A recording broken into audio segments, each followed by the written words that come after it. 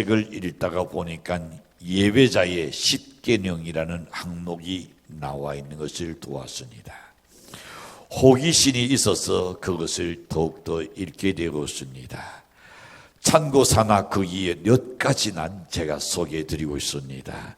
첫째는 이렇게 이야기했습니다. 예배에 늦게 오지 말지어다. 예배 시간을 늦게 오지 말라 그랬습니다. 벌써 예배가 시작되었을 때 그때 들어오지 않고 그 전에 들어올 수 있도록 하라. 여러분이 집에서 출발하는 그 순간부터 이미 하나님께 드려지는 예배인 줄로 믿습니다. 두 번째는 이렇게 이야기했습니다. 아름다운 올겐의 주악이 시작될 때에는 그대의 시끄러운 혀를 삼갈지어다 그랬습니다. 세 번째는 찬송가가 시작되거든 그대의 목소리를 소리 높여 외칠지어다. 찬송을 크게 불러라 말이죠. 네 번째는 그대는 맨 뒷자리에 앉지 말고 그 자리는 비워둘지어다 그랬습니다.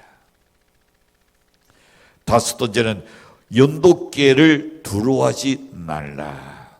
그래 등등에 쭉 나와 있어요. 모두가 우리의 아픈 곳만 찔러주는 것 같은 것 같습니다. 연독계를 두루워 날라고 한 것은 닫고 나라는 교인들이 연독계를 두루워하고 있다는 말도 되는 겁니다. 교인들이 연독계를 두루워하고 있다는 것은 어찌 보면 사실인 것 같습니다. 조금은 과장된 표현인지는 모르겠지만은 헌금 노이로제에 걸린 교인들도 혹 있다는 겁니다. 하나님께 작은 예물을 드릴 기회를 우리가 감사하지 못하는 이것은 어찌 보면 정말로 불행한 일 중에 하나인 줄로 생각합니다. 원래 헌금이란 구원받은 성도들의 감격스러운 정성에서 우러난 봉헌 예물입니다. 예대의 모본에 보면 이렇게 기록되어 있습니다.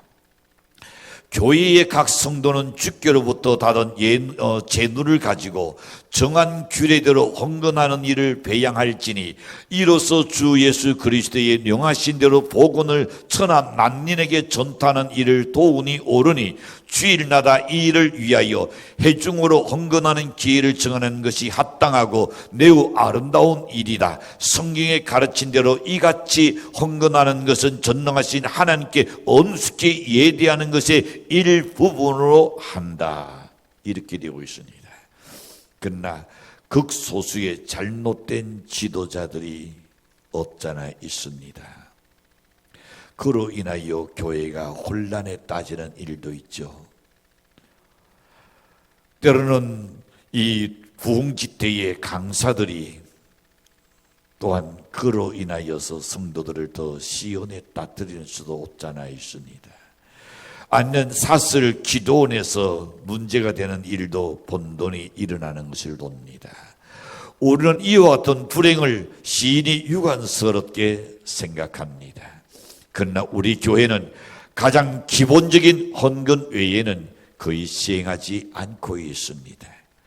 그런데도 불구하고 교회가 해야 할 최소한의 사역을 할 수 있다는 것은 모든 성도들의 헌신이 있었기 때문인 줄로 믿습니다. 생각해보면 이 헌금들은 눈물겨운 헌금입니다. 쓰고 나눠서 바치는 헌금은 절대로 아닙니다. 성도들의 고생과 수고와 정성의 헌금들입니다. 이와 같은 헌금을 우리는 아무렇게나 쓸 수도 없는 겁니다. 아끼고 또 아꼈습니다. 줄이고 또 줄였습니다. 절약하고 또 절약하였습니다. 우리가 이렇게 하는 것은 여러분의 정성 어린 헌금을 함부로 쓸 수 없다는 책임감 때문입니다. 특별히 여러분, 우리의 재정부에서도 엄청나게 수고를 많이 하고 있습니다. 헌금이 어려워지고 달랑달랑하는 재정부에 나른하지 않아도 얼마나 가슴이 달랑달랑하겠습니까? 하나님께 얼마나 애절하게 또한 기도하겠습니까? 우리가 이렇게 하는 것은 여러분의 정성 어린 헌금을 함부로 쓸 수 없다는 책임감이죠.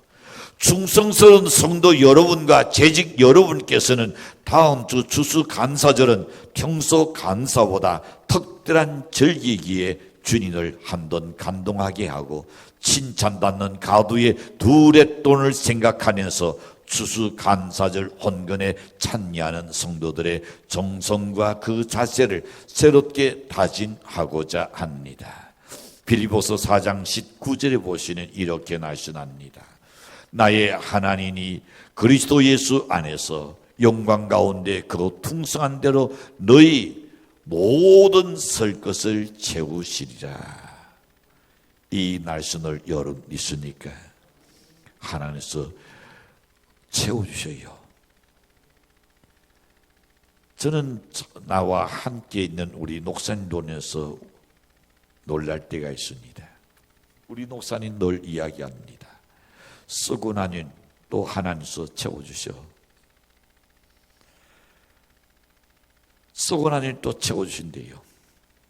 근데 가만히 보면 진짜 채워주셔요. 이런 성도를 통해서, 저런 일을 통해서. 자, 우리는 믿어야 합니다. 나의 하나님이 그리스도 예수 안에서 영광 가운데 그 풍성한 대로 너희 모든 설 것을 채우시리라.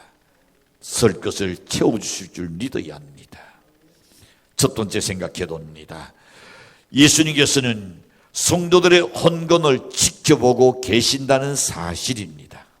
오늘 본문 41절에 보시면 예수께서 헌금함을 대하여 앉으사 누리가 어떻게 헌금 안에 돈 넣는 것을 보실세 여러 부자는 많이 넣는데 그랬습니다. 자, 예수님이 헌금궤 옆에 앉으셨더라.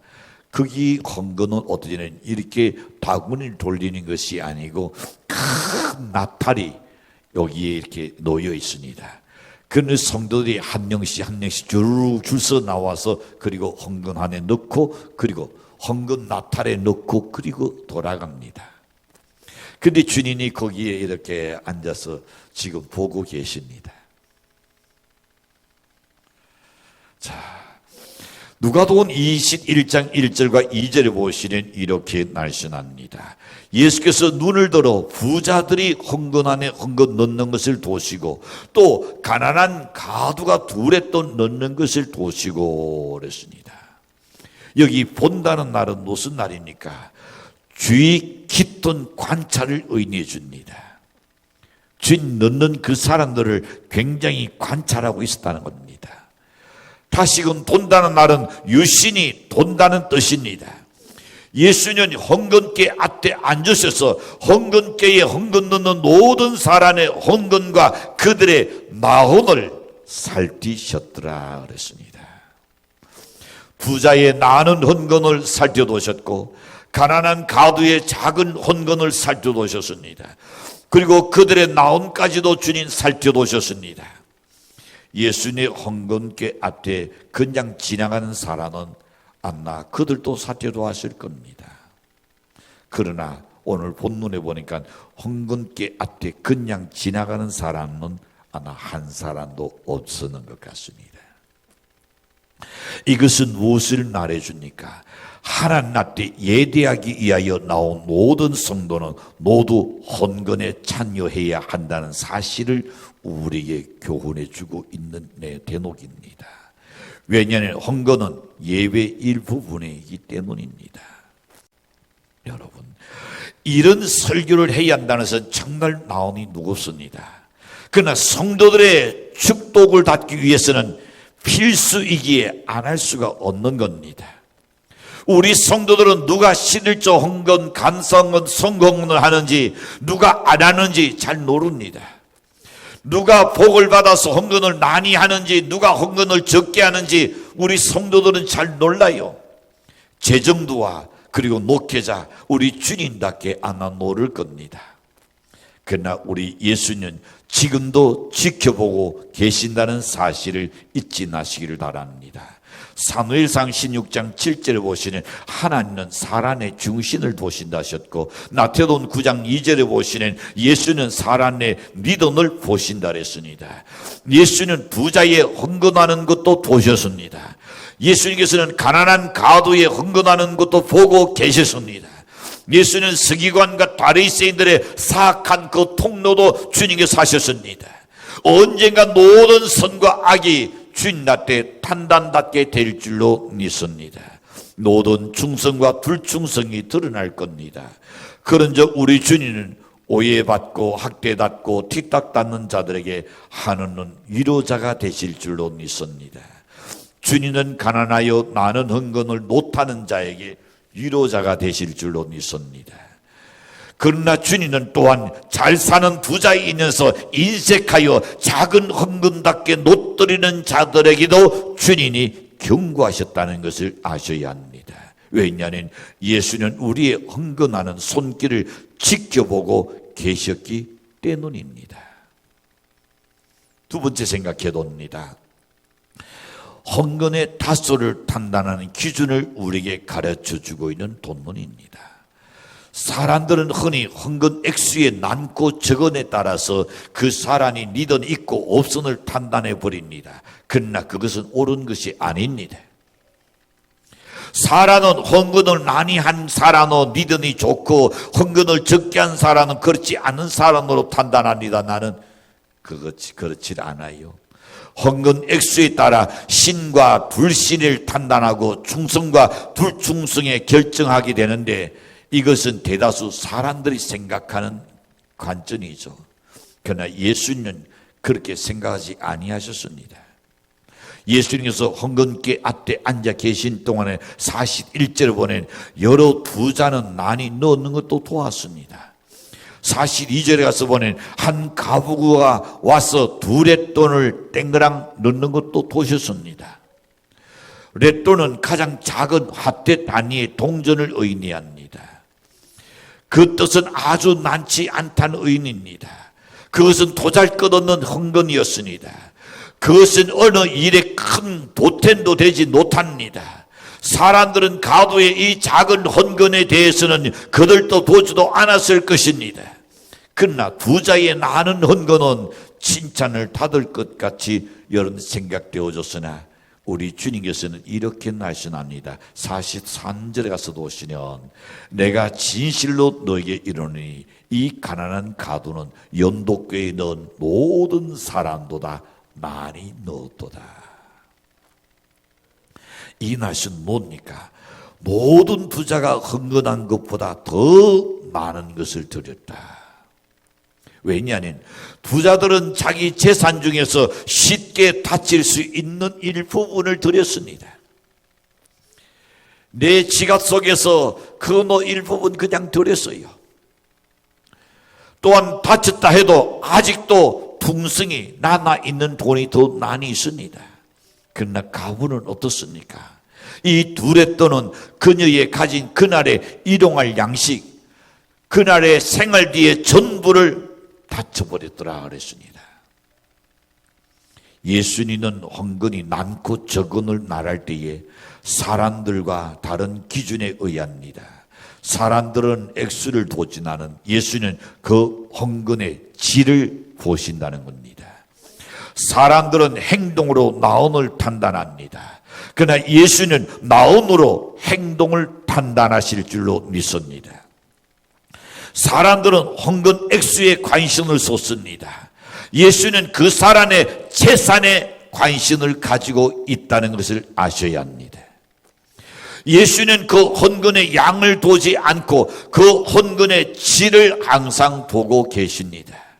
다시 말하면 그가 소유한 재산에 비하여 얼마의 헌금을 했느냐는 그것을 보셨던 겁니다.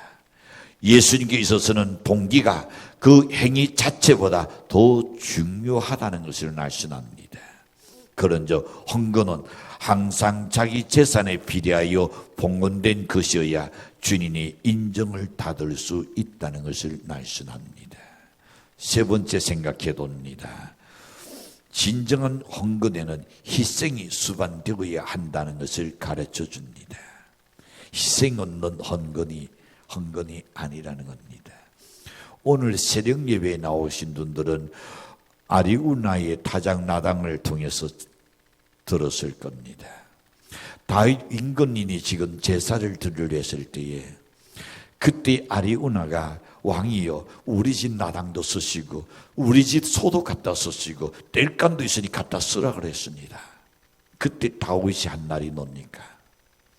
내가 값을 지불하지 않고는 여호와께 제사를 드릴 수 없다.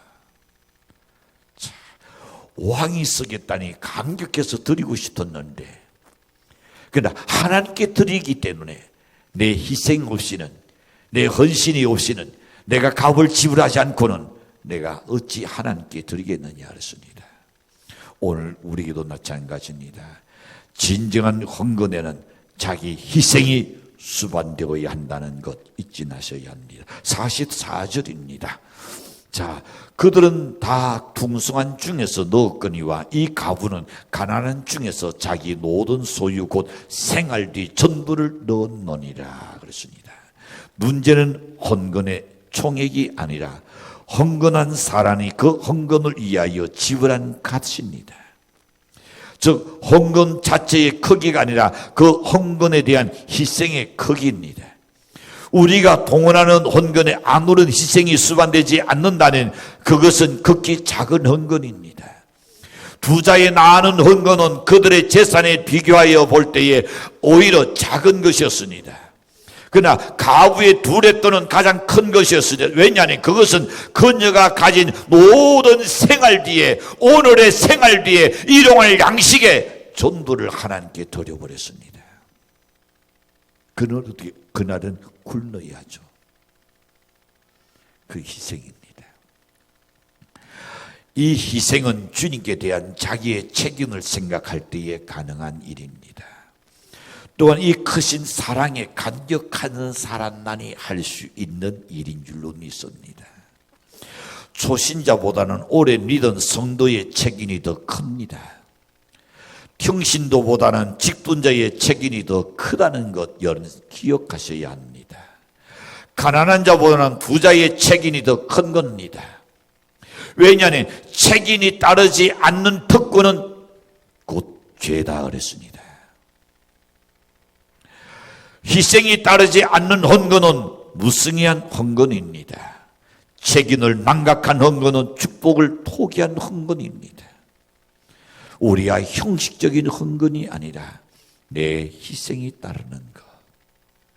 내가 이걸 꼭 살려고 지금 놓았는데 그래 다음에 사지. 이것을 내가 주님께 드려야 한다는 것. 뭡니까? 희생이죠. 내가 어디에 쓰려고 지금 놓아두는데 근데 하나님의 지금 추수감사절이라. 그래 내가 하나 사입을 했던 거 그래 포기하고 내가 하나님께 드려야지. 그 뭡니까? 그 마음의 희생입니다. 있습니까? 희생입니다. 하나님께서는 희생이 담긴 예물을 받는다 그랬습니다. 그런데 안타까운 것은 뭡니까? 친내다던 교인들이 그들의 책임을 잊어버리고 지금 살고 있다는 겁니다. 교회의 중직인 재직들이 자신의 책임을 망각하는 절대 안 됩니다. 기리년 3월 1일 발표 때에 독립선언서는 너무나 아름답고 귀한 문장과 정신으로 쓰여졌습니다. 민족 대표 34인이 거기에 서명을 하게 되는데 누구의 이름을 얹어 쓸 것이냐 하는 것으로 논란이 되었습니다. 왜냐하면 서로 자기 이름을 얹어 기록하기를 원했던 겁니다. 이때에 어떤 대표가 이렇게 말합니다. 누구든지 얹어 죽을 각오가 되어 있으니 먼저 기록하십시오.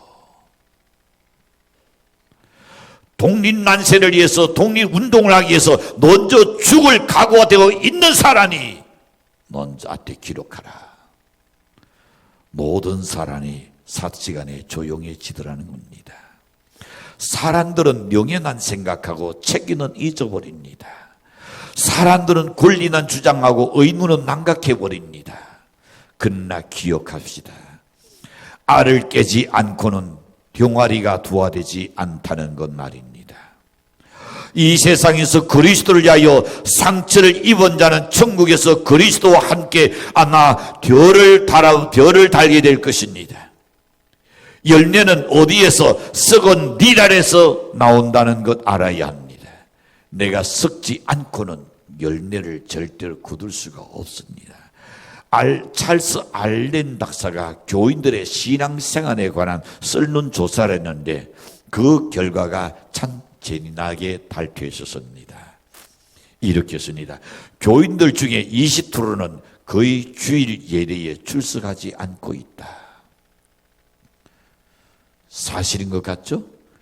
20% 코로나 때문에 20%더 돼요. 50% 정도가 지금 출석하지 않아요.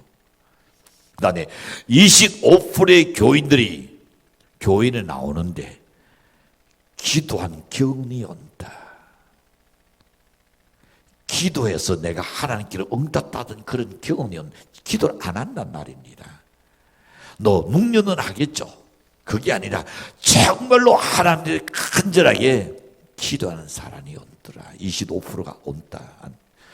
35%의 교인들이 가정에 돌아가서는 성경을 읽지 않는다. 손들라 해서는 딱 좋겠는데 하지 않겠습니다. 35%는 집에 돌아가서 가정에서 성경을 안 읽더라. 그 다음에 40%의 교인들이 교회의 중요한 헌금에 참여하지 않더라. 중요한 헌금에 참여하지 않더라. 그 다음에 60%의 교인들이 기독교 서적을 읽지 않더라 그랬습니다. 우리 교인들은 대체로 많이 읽으리라고 생각합니다. 자, 75%의 교인들이 교회에서 아무 책임도 지지 않기를, 즉 책임지는 것을 싫어한다 그랬습니다.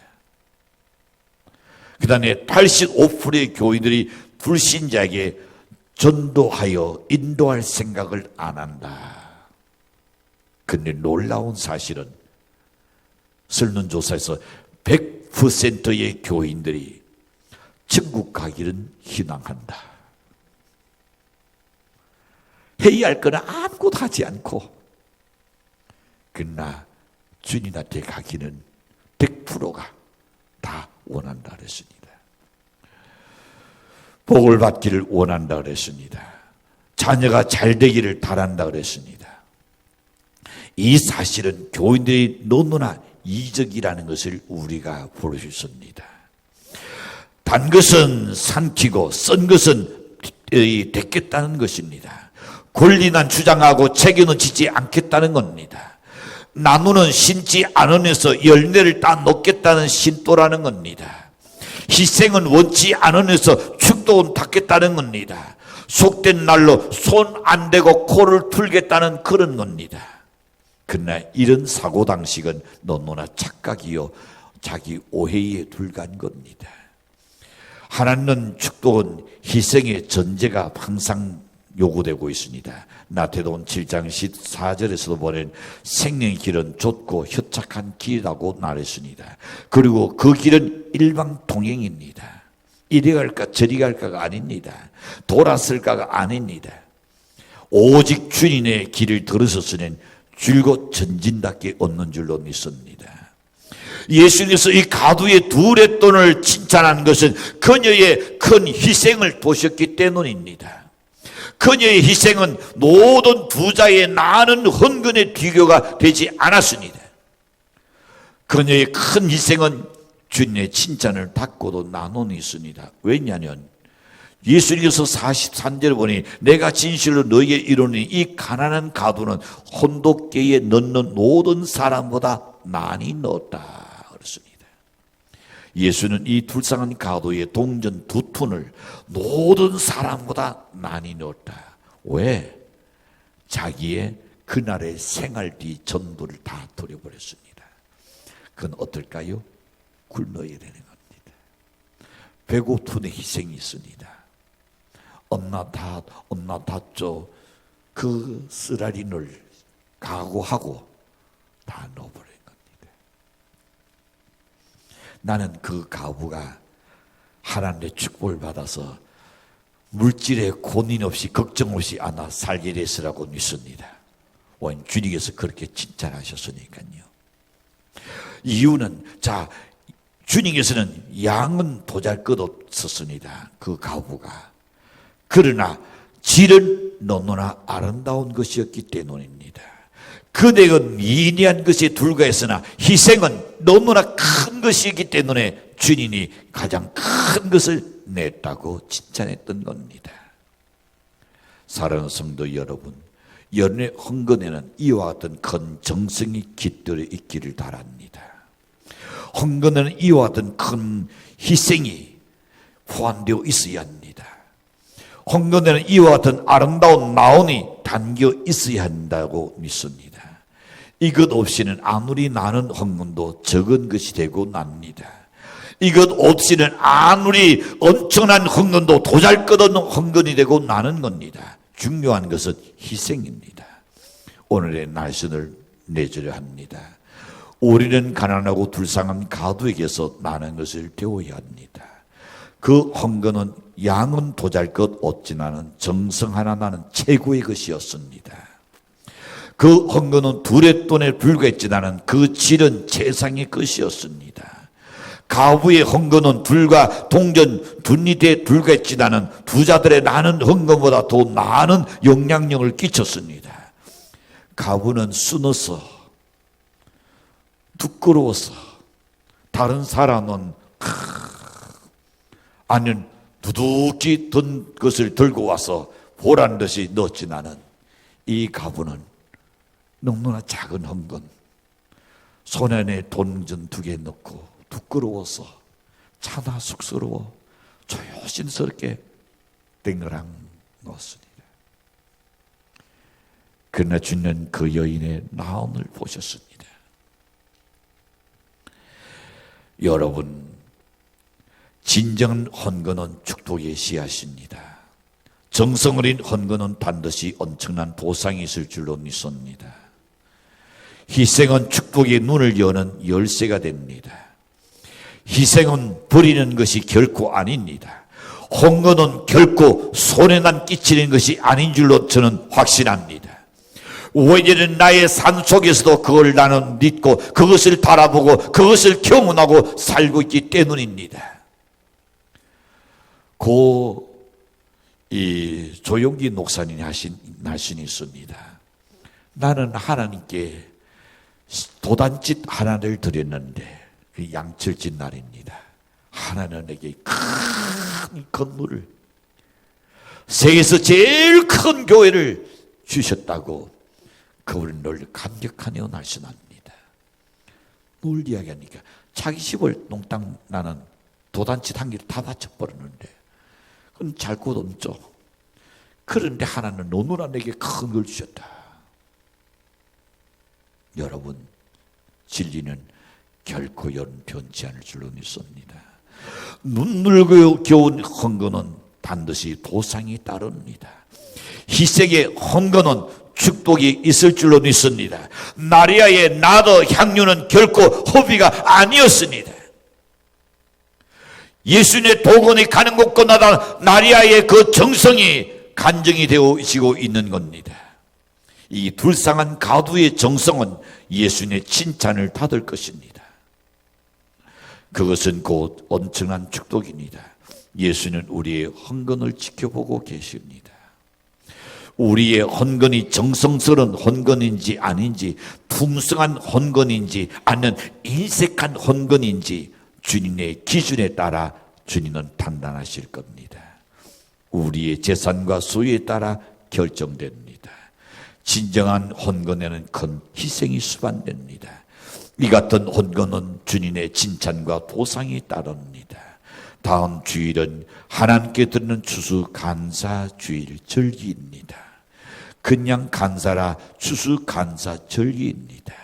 미리미리 준비해서 억지도 아니고 인색함도 아닌 절곤으로 드려서 주님이 기억하시고 칭찬받는 절기를 만들어가고 하나님께 축복받는 기회를 만드는 연대실 주인으로 간절히 축복합니다. 기도합니다.